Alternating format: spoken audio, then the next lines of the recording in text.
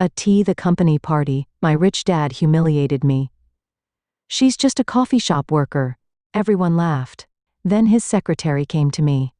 Ma'am, we need your bank's approval for the emergency loans. My dad's face went pale. He will regret it.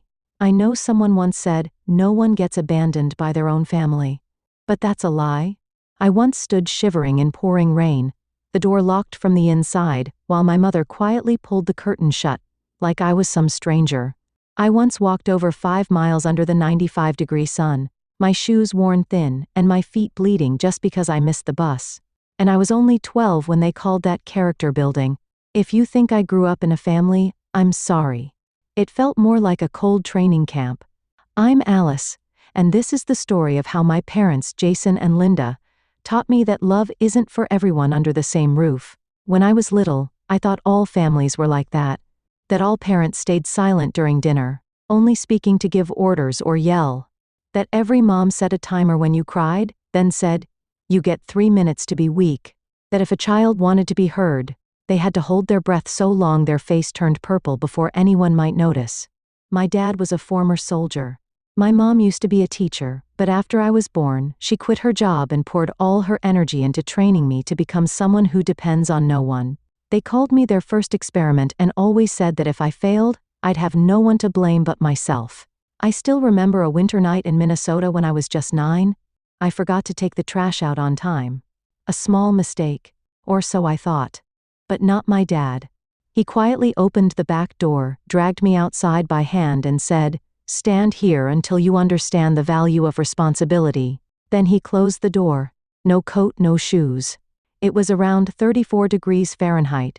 I trembled, my hands and feet numb, but the only thing I dared to do was stay silent.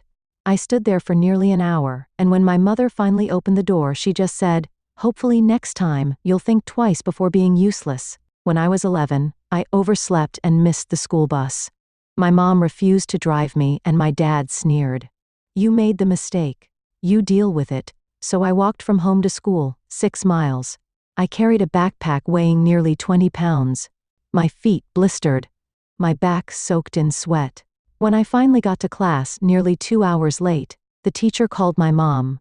She simply replied, she needs to learn not to be dependent, and hung up. When I told my friends, they thought I was lying or being dramatic. Some even said, your parents are just strict. But it wasn't strict. It was cold. It was the way they trained me like I was a survival machine. Emotionless, unloved.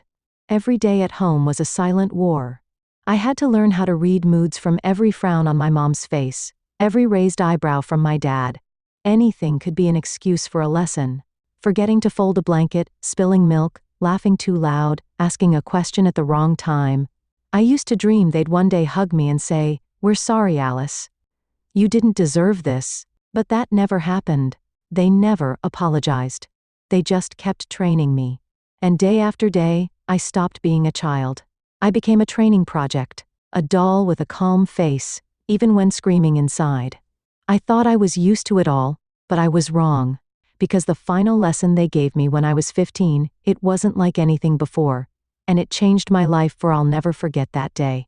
The Florida sun was burning like it wanted to melt the world, and the smell of hot plastic from the car seat is still etched in my memory like an unhealed scar. I was sitting in the back seat, headphones in, half dizzy from the heat, while Jason and Linda, my parents, argued about something completely meaningless. Like always, I didn't care. They only spoke when giving orders or criticizing. The rest was just background noise, loud and repetitive. The trip to visit my cousin in Tallahassee ended with a silent dinner and a snide remark from my mom. I don't know why she didn't pick up any grace from the other side of the family. I didn't respond. I was used to being the perpetual disappointment. The car stopped in a small town called Crestview, near an old train station.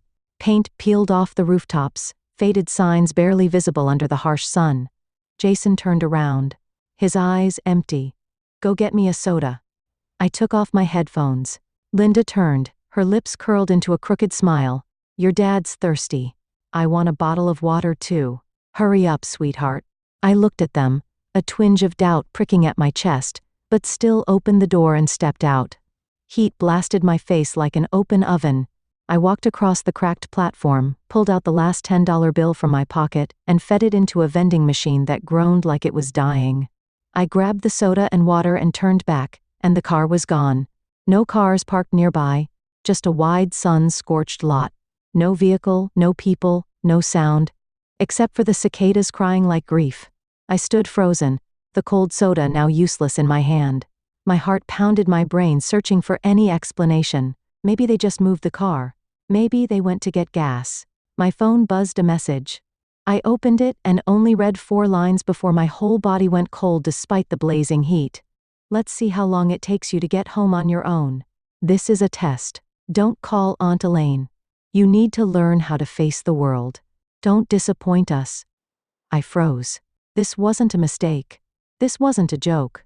They've really left me. No suitcase, no wallet, no map, no one beside me. I called back straight to voicemail. Called again. Nothing. Panic crawled up my throat like a tightening rope. I texted back, only to get one more line. Don't make a mess of things. Handle it yourself. I nearly threw up. I was only 16. No driver's license, no transportation, no plan. Rage began to rise beneath the layer of fear. I didn't cry. I didn't scream. I just stood there, crushing the water bottle in my hand until it crumpled, then took a deep breath as if I could exhale the nightmare out of my chest. I checked my pockets. Some loose change? A phone with 27% battery? A crumpled paper map stuffed in the back of my backpack. Something I'd accidentally kept from last year's camping trip. I walked into the station where only one old man sat behind the counter looking half asleep. Is there a bus station nearby? I asked. My voice cracked with a lump in my throat. He raised an eyebrow and glanced out the window. About 2 miles left down the main road, but nothing's coming through until tomorrow afternoon. I nodded and turned away. My feet stepped onto the burning pavement, knees aching like they might give out, but I didn't stop. I didn't let the tears fall. Didn't scream that I'd been left behind like some kind of stray. I did the one thing they forbade me to do. I called Aunt Elaine, the only one in the family who ever looked at me with real kindness. Ellis? Oh my God. What happened? Her voice startled through the second ring. They left me, I said. And for the first time in my life, my voice truly shook. She was silent for exactly 3 seconds. Then she spoke clearly. Stay right where you are. I'm coming. I sat down by the dusty roadside, staring out across the red dirt road. Back then, I didn't know my life had just taken a completely different path, and I would never go back. When Aunt Elaine arrived, I was curled up under the narrow shade of a utility pole. The hot wind sweeping across the pavement felt like a cruel reminder that I had nowhere left to go. Her old SUV tore into the lot like time itself was burning under the tires. She jumped out before I could say anything, wrapping me in the kind of hug that made it hard to breathe. Oh, my God. My poor girl. Her voice trembled, arms clinging to me like she was afraid to let go. What the hell did they do to you? I didn't answer. I had no words strong enough to describe what happened. But I knew one thing. I wasn't going back. Ever. 3 days later, I stood in the tiny living room of her house in Gainesville, staring at the only suitcase I had, the one she'd bought for me because I had nothing but an old backpack. I didn't cry. I didn't panic. But it felt like a massive void had opened up in my chest, and I had to fill it with something, anything, just to keep from being swallowed whole. What do you plan to do next? She asked, sitting beside me with a steaming mug of peppermint tea. I looked out the window. The sky was overcast but no rain. Just like me, gray but not breaking. You know I'm not going back, right? She nodded. I'm not going to push you to do anything. But if you stay here, you'll have to start from scratch. No, Jason. No, Linda. No more lesson plans. Just you. I nodded. For the first time, I felt like I had a choice. Not just being thrown into some script someone else wrote. Even if the road ahead was rough, at least it was mine. I got a job at a small cafe near the University of Florida, just waiting tables, but the owner was kind and didn't look at me like I was a broken kid.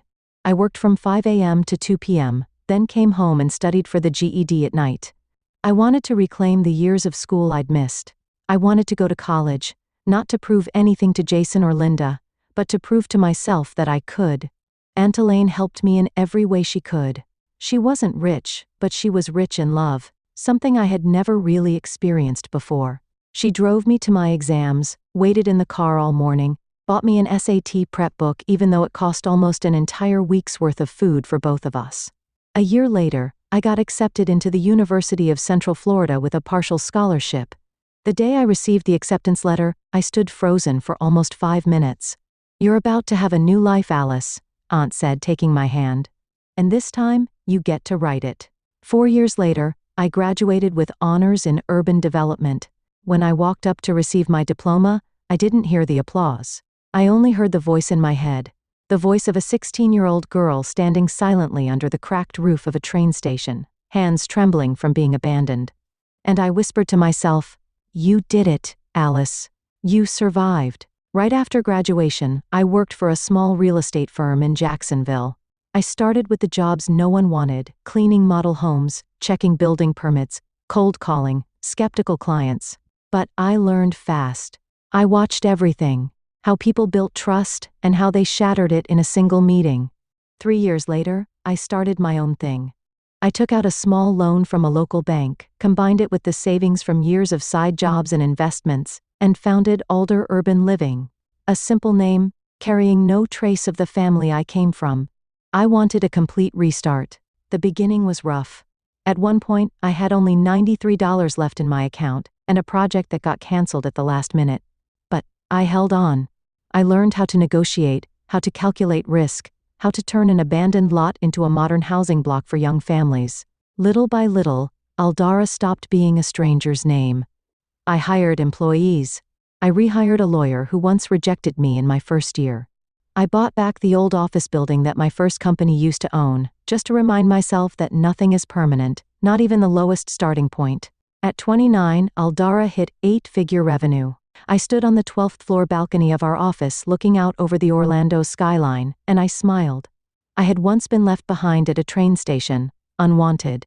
Now, hundreds of people called me boss, and I never forgot that feeling of being discarded because it's the reason I never stopped moving forward. But I also knew the past never really dies. It only sleeps waiting for a knock at the door. And on a summer day, that knock came. It was the past, and it came to collect me. 20 years after the day they left me like damaged goods, I stood in the glass-walled office of my downtown Orlando headquarters, 17th floor of the building bearing the name Aldara HQ, looking down at the busy streets below. Everything I had, every brick, every contract, every dream was built from a pain I never chose. But I survived. I lived well. And I thought the past had rotted away forever in the shadows behind me. Until my phone rang. A name I hadn't seen in 2 decades appeared on the screen. Vivian. I let it ring until it stopped. Then it rang again. And this time, I answered. "Alice?" My sister's voice trembled, like it had been dragged out from a dusty pile of old memories. I didn't say anything. "Are you doing okay?" I laughed. A dry, brittle sound. "After 20 years, that's the opener you're going with?" Vivian was silent for a second. Then she said, without circling around, They're in trouble, Alice." "Debt?" "The house was foreclosed." "Mom, she's depressed." "Dad," she choked. "Dad lost his entire retirement on some stupid bets. They need you." I clenched the phone, metal digging into my palm. My heart didn't soften. It boiled. "I don't owe them anything, Vivian. But you don't have to forgive. Just help." "Hell." I cut her off. "Do you remember when I was 16? Remember the day they left me at that broken-down train station with a soda can and not a single explanation? Do you? They thought you'd come back. They didn't think at all." My voice was sharp as a blade. They never saw me as a person. I was a test, something to train. And now that they've failed, they come back like I'm some charity bank? Vivian was silent. I heard a tired sigh through the line. "I just want to keep the family together." Family? I almost laughed. Family ended for me the day they locked the door and left me standing in the January rain. I hung up. I thought that would be the end of it. But I underestimated them. Jason and Linda Holloway didn't understand failure, only how to flip the table. 3 days later, Jenny, my assistant, walked into my office, face pale. "Alice, you need to see this." I took the iPad from her hands. The screen was already open to Facebook. A new post from an account named Linda Holloway. We are grieving parents. Our only daughter abandoned us when we needed her most. After everything we sacrificed, now we face illness, poverty, and loneliness. She's forgotten her blood. She chose money over family. Below were hundreds of shares. Thousands of comments. So sad. Today's kids are so selfish. How could someone abandon their elderly parents? I heard she's rich. So ungrateful. I felt sick. Not from the lies but from how smoothly they cast themselves as the victims. They knew how to perform. They always did. Some clients are asking questions, Jenny whispered. A few canceled appointments. I closed my eyes, my head pounding like a drill. They didn't just want money. They wanted to pull me back at any cost. I opened Instagram. My company's account was tagged in a series of posts with hashtags like bad daughter, filial piety, pay up Alice. I smirked. If they wanted to play this game, I wasn't backing down. I posted a black and white photo of the Crestview train station, the place they left me when I was 16. The caption was a single line. Not everyone who gives birth to you deserves to be called family. 2 minutes later, Vivian called. I didn't pick up. An hour later, Linda texted. You've disappointed us. You owe us, Alice. I stared at the words, blood boiling like molten steel. I typed back, no. The day you drove away from that parking lot, every debt was wiped clean. Then I hit block. The screen went quiet again. Only, I knew this was just the beginning. 3 days after I posted the train station photo on Instagram, the real battle began. Every morning, I woke up to dozens of new notifications, posts, comments, direct messages. Some called me ungrateful, others labeled me a velvet-wrapped snake. Wealthy, successful, but heartless. There were even videos analyzing my cold-blooded behavior, based on carefully edited photos. Some TikTok influencer even made a fake clip claiming to be a former classmate, saying I once bragged, "I'll abandon my parents if they stand in the way of my success." The media parasites began to swarm. I didn't care about strangers gossiping. But when my company's name started showing up in hashtags like boycott all dare and don't buy from the ungrateful, I knew it had crossed the line from personal to professional. Jenny walked into my office Monday morning, her face like she'd swallowed ice. She held a stack of printed emails in her hands. Alice, I'm sorry. Some of our partners are asking for clarification about your family situation. I clenched my fists.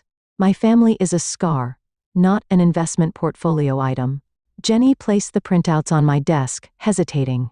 3 major clients have just delayed signing. One of them messaged me directly.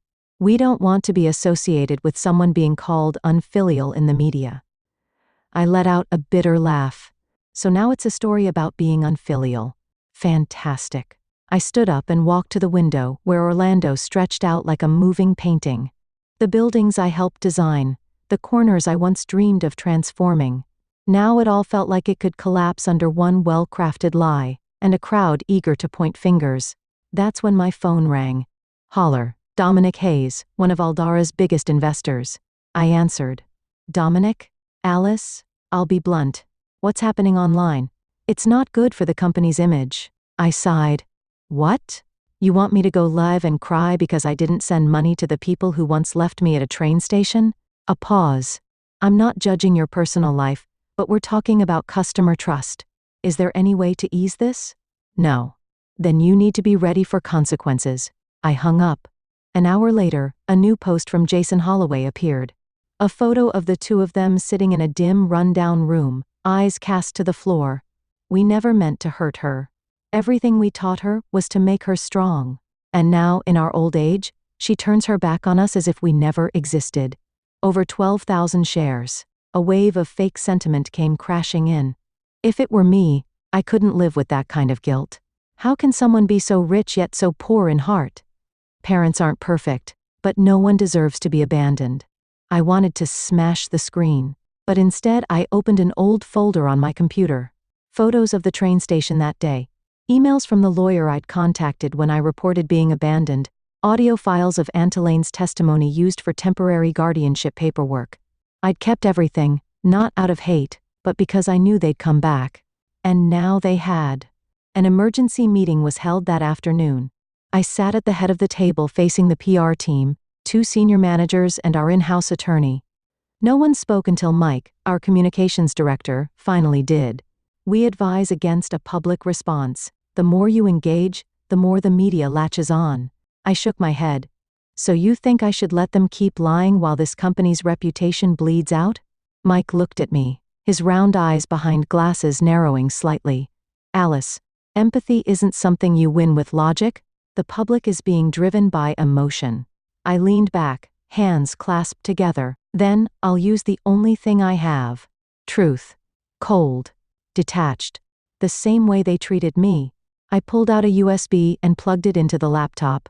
On the screen appeared an audio clip from 220, Linda's sharp voice. If she can't find her way back, then she doesn't deserve to be my daughter. The meeting room went dead silent. I'm going to make everything public. People deserve to know. But this time, not through their lens. I stood up. They want psychological warfare?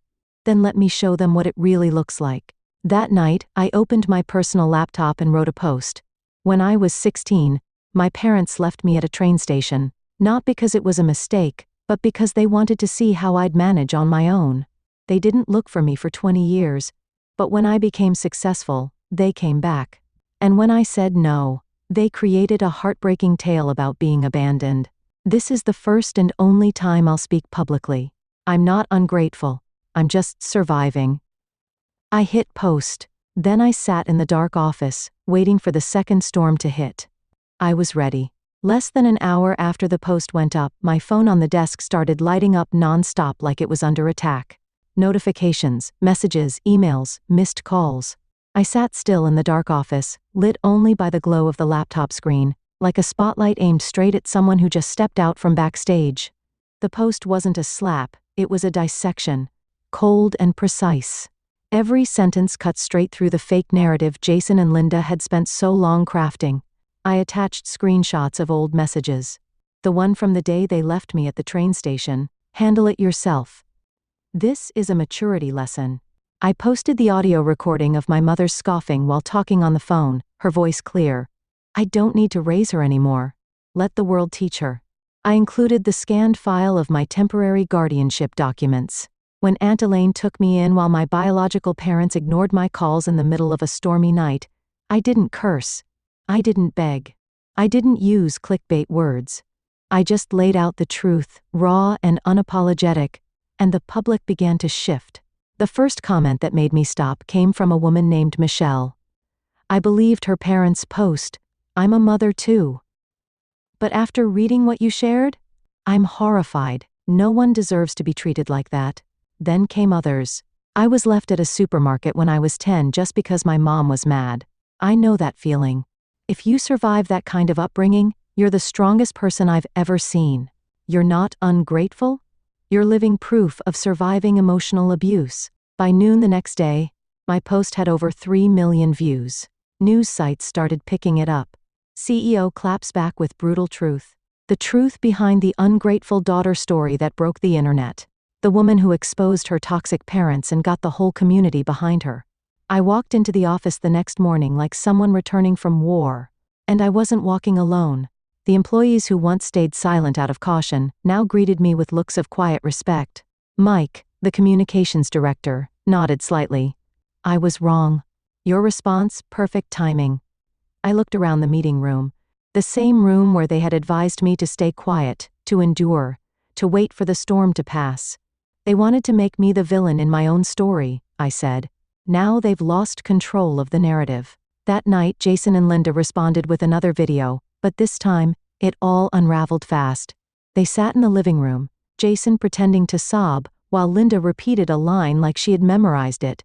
We just wanted our daughter to understand that we sacrificed so much. But the clip, barely 2 minutes long, was dissected frame by internet users. Inconsistent facial expressions. Fake tears. Newly installed living room lights, proving they weren't nearly as poor as they claimed.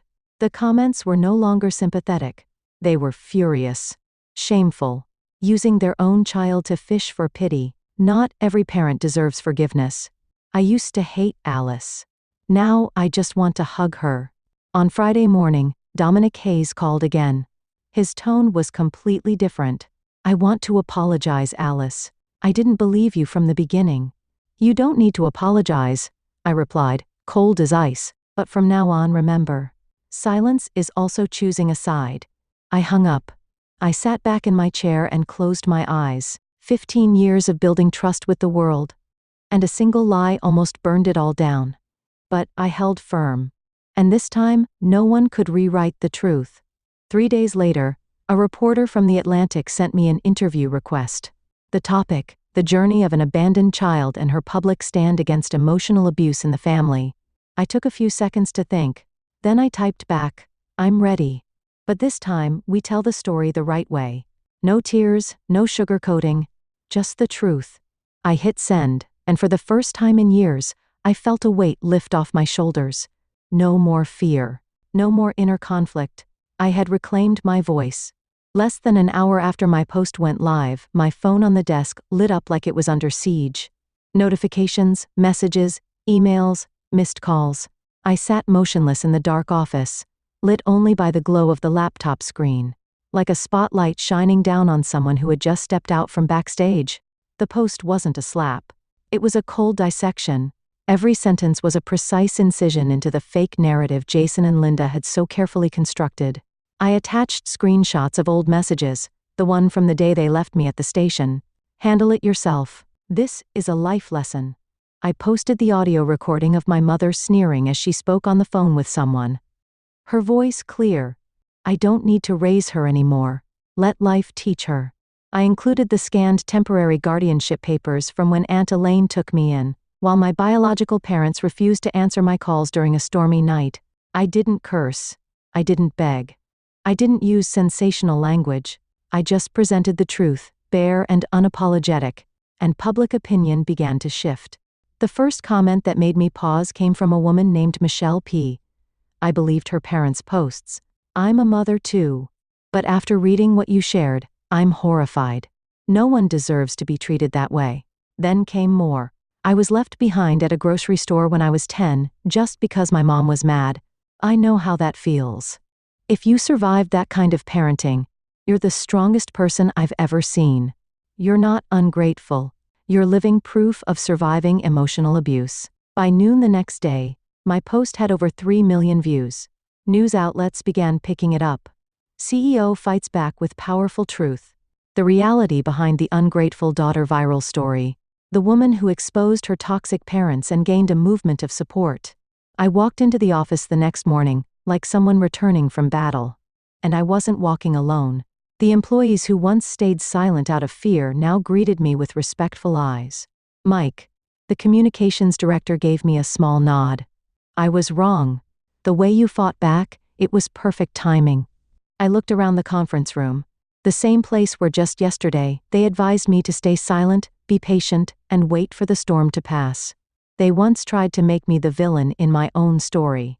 I said, now they no longer control the narrative.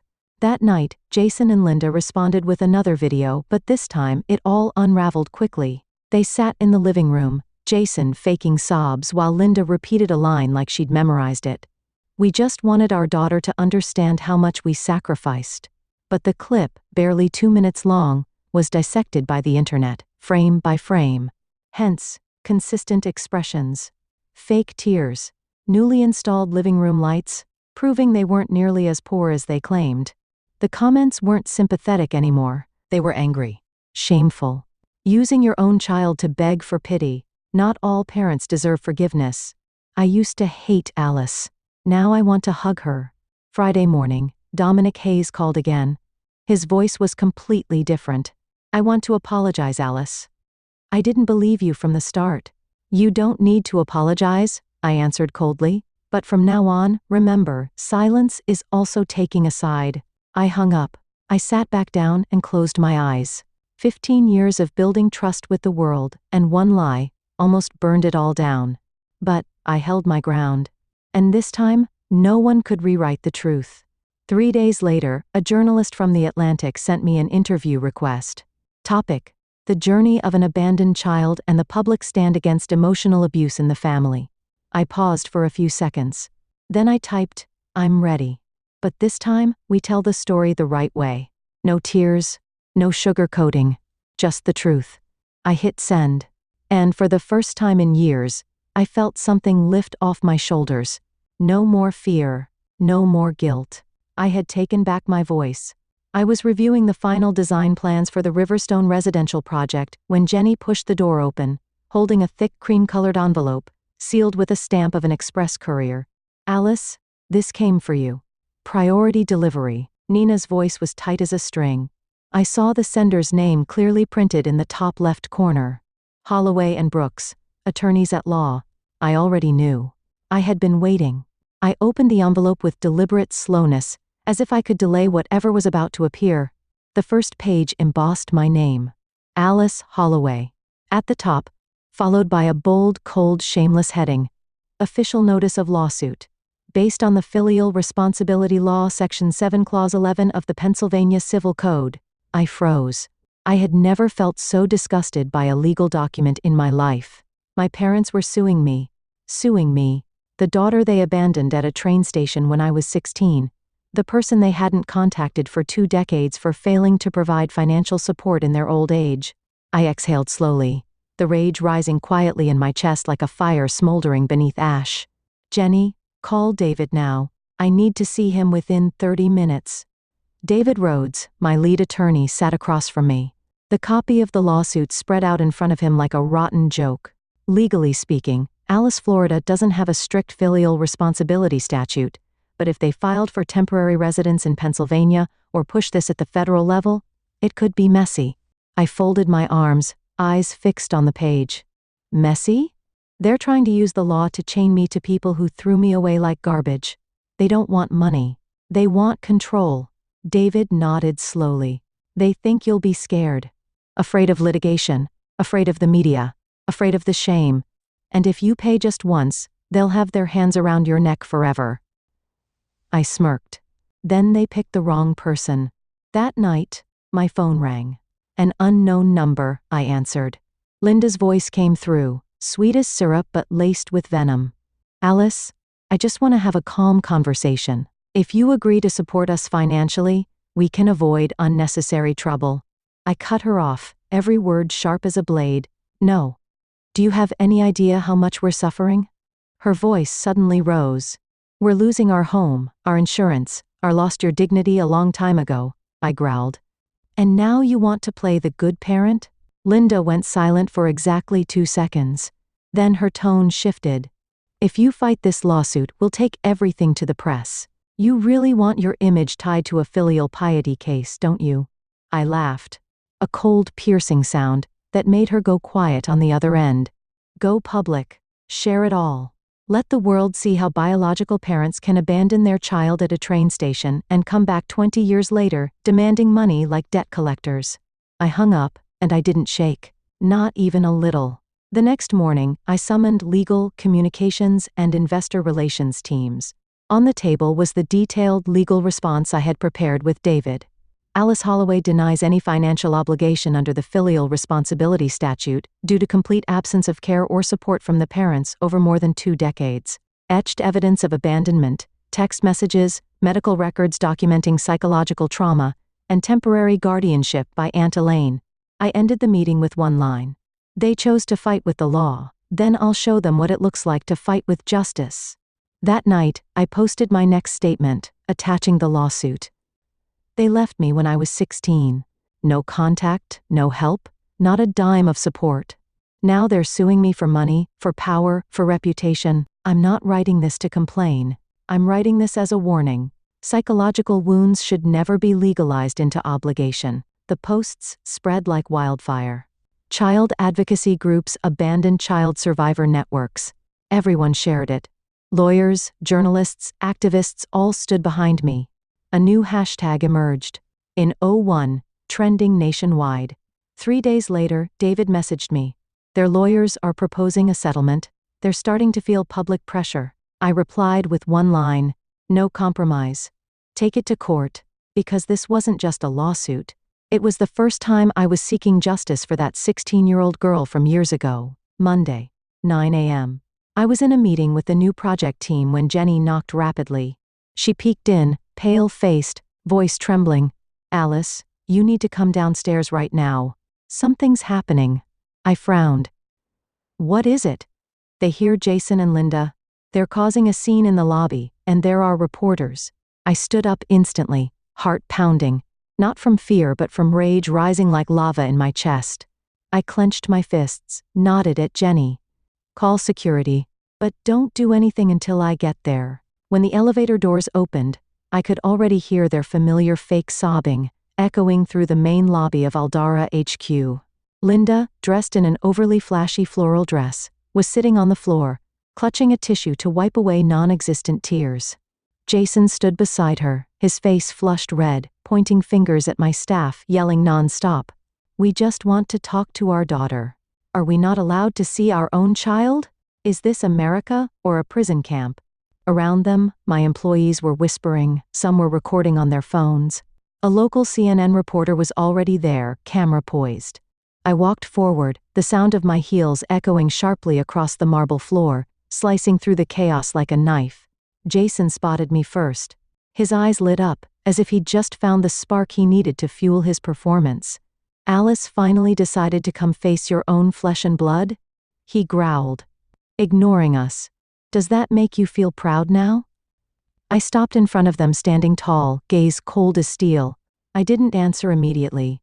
I looked around at the faces watching, the cameras rolling, and even the people who once doubted me. Then I turned back, looking directly at the two people who used to call themselves my parents. "Oh, you're not my parents anymore, not because I turned away, but because you chose that 20 years ago, when you left me like garbage next to a vending machine." Linda began to wail louder, clutching her chest.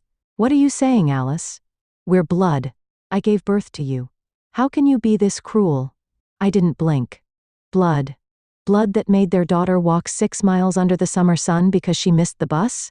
Blood that locked her outside in a thunderstorm? Blood that spread lies and sent social media to attack her just because she refused to give you money? Jason snapped. "You think money made you a person? You've forgotten who you are. Everything you have is because we raised you." I laughed.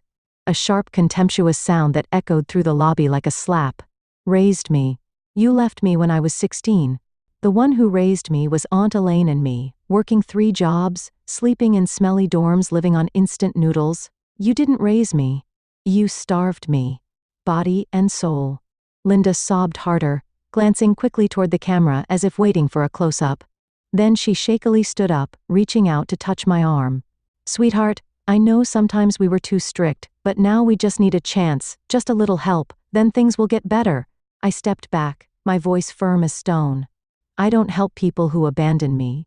I don't fund those who exploit my past for pity, and I don't forgive lies." I turned to security. "Remove them from the building. If they come back, call the police." Jason lunged forward, shouting, "You'll regret this, Alice. We made you. You're my flesh and blood." I didn't turn. Didn't flinch. I walked straight toward the elevator, my footsteps steady, like the heartbeat of someone who had just cut out the final tumor from their life. As the doors closed, I saw Linda struggling, yanking at the guard's arm, her tears still refusing to fall. Jason was still shouting something I no longer care to hear. The doors shut. All the noise behind me vanished. And for the first time, I felt like I had locked the past away for good. The lawsuit lasted nearly 4 months. 4 months of every document, every memory, every old wound being dragged into the light. But then justice spoke. Blunt, cold, and final. The court ruled, Alice Holloway has no financial obligation to Jason and Linda Holloway. No support, no responsibility, no legal ties whatsoever. I sat silently in the courtroom, hands clasped. No shaking, no tears. I just breathed one deep breath, like I had just swum to the surface. After 20 years of being drowned, the following week, headlines exploded across the media. Titles competed for drama. Parents sue daughter for refusing support, bitter defeat, manufactured victimhood. When parents fake it for sympathy, Alice Holloway, a symbol of survival from emotional abuse. Aldara's reputation rebounded quickly. Clients returned in waves. Investors called to apologize. Even charitable organizations invited me to speak at conferences on family boundaries and personal autonomy. And Jason and Linda? They lost their home? Lost their image? Lost the sympathy they once exploited with crocodile tears? I didn't celebrate. I didn't gloat. I just felt one Saturday morning while watering my balcony plants at my high-rise apartment in downtown Orlando, my phone rang. Once again, a familiar name appeared. Vivian. I hesitated for a second. Then I picked up. Alice? I'm sorry. Her voice was hoarse, choked like someone who had cried too much. I stayed silent, letting her continue. They've really lost everything. The house was taken by the bank. Dad drinks all day now, slumped outside a cheap motel room. Mom just lies in bed, not saying a word. They have no one left. They still have you, I said calmly. Vivian's voice broke. But I don't have the strength. No money. No means. Alice, if you could just a little help. A small room? Some living expenses? I took a deep breath. Vivian, I don't hate you. I don't even hate them. But I can't do to myself what they once did to me, abandon myself to save someone else. But they're still our parents no matter what. No.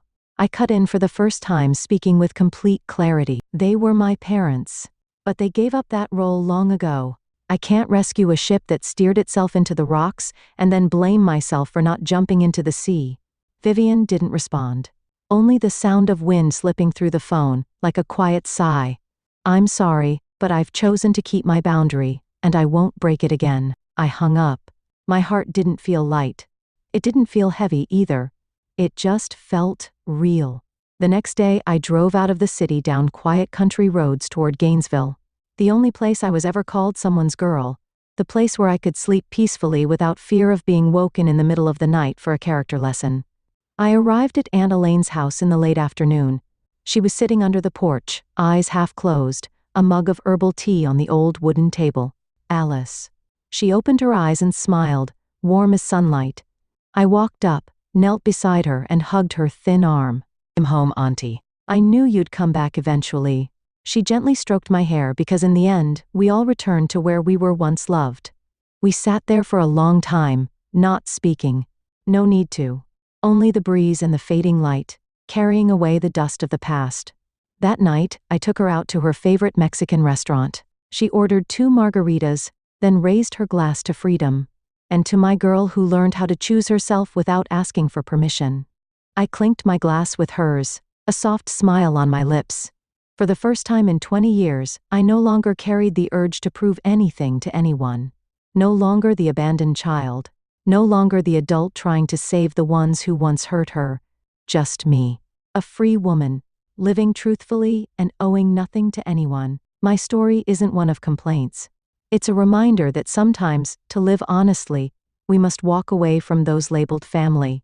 I've learned that blood doesn't guarantee love, and forgiveness doesn't mean allowing the pain to continue. Letting go isn't weakness. It's the choice to choose peace over repeating cruelty. I'm no longer the abandoned girl. I'm a survivor. And now I live with full ownership of my life. What do you think about Alice's story?